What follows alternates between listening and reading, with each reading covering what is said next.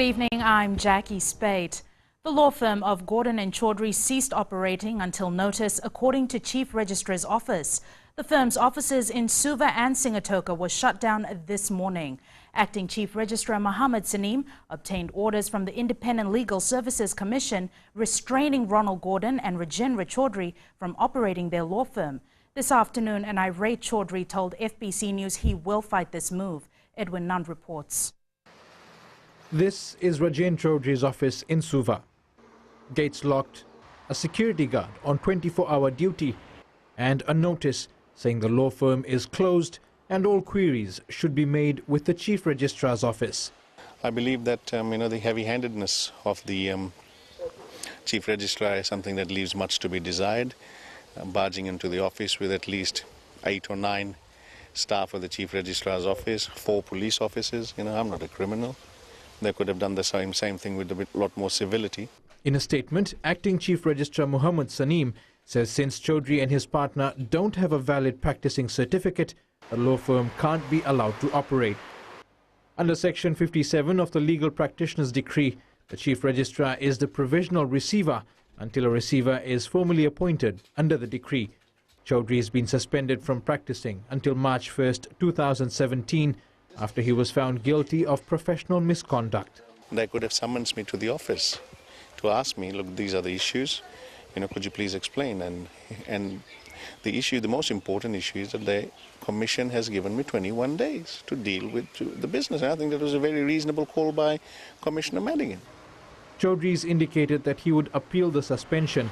Earlier this week, Chaudhry told FBC News that although he isn't practicing, the law firm is continuing to operate with his legal partner and other legal staff. Saneem, in his statement, says clients of Gordon and Chaudhry lawyers need to contact his office for any information on the operations of the law firm. Edwin Nund, FBC News. The country's newest flying ambassador, the Fiji Airways A330 Airbus, is ready to grace the skies from March next year with a design that is uniquely Fijian. The Fiji Airways Marcy brand design on 3 new aircrafts were launched in Suva last night. Fusita Kotoi Wasawasa reports.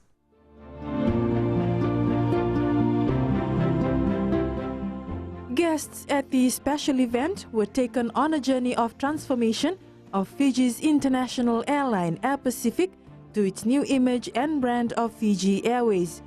The Marcy design, Teteva, designed by artist Makereta Matemosi, has been described as distinctly Fijian.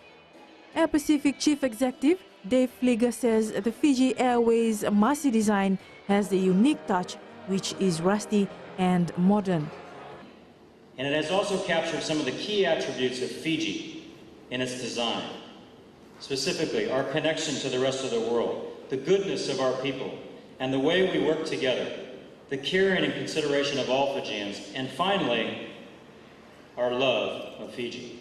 While launching the new look aircraft design, Prime Minister Commodore Varenge Bainimarama acknowledged the challenges of operating airlines, saying it is a cutthroat business. Running a successful airline these days is all about being as efficient as possible, maximizing yields, seizing opportunities, and keeping a ruthless eye on costs. Bainimarama also reflected on Air Pacific's history, referring to a time when the airline was almost in tatters. When my government took office, Air Pacific badly needed reforming. We had to run the company more efficiently, free up its labor market, and alter certain work practices. It was a difficult exercise, but we took the hard decisions necessary to keep Air Pacific in the air and, of course, its workers in their jobs. The new aircraft are part of the airline's transformation, which includes a name change from Air Pacific to Fiji Airways. The changes will become effective next year. The A330 aircraft are up to 45% more fuel efficient than the Boeing 747s they are replacing. They are expected to reduce the fuel costs for the airline. The new A330 Airbus will be in operation from March next year. Fusita Kotoi Wasawasa, FBC News. The Fiji Independent Commission Against Corruption has withdrawn itself from investigating allegations of theft at the Ithauke Land Trust Board.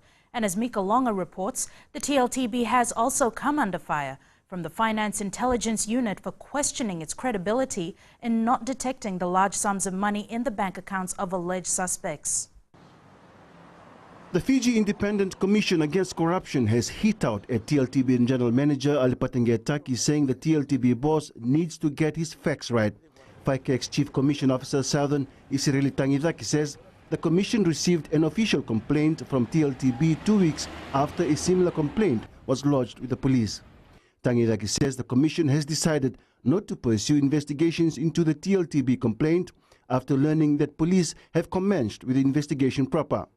However, TLTB boss Alipatengetaki told FBC News FICAC gave reasons that they were busy and under-resourced to carry out investigations and referred the matter to police.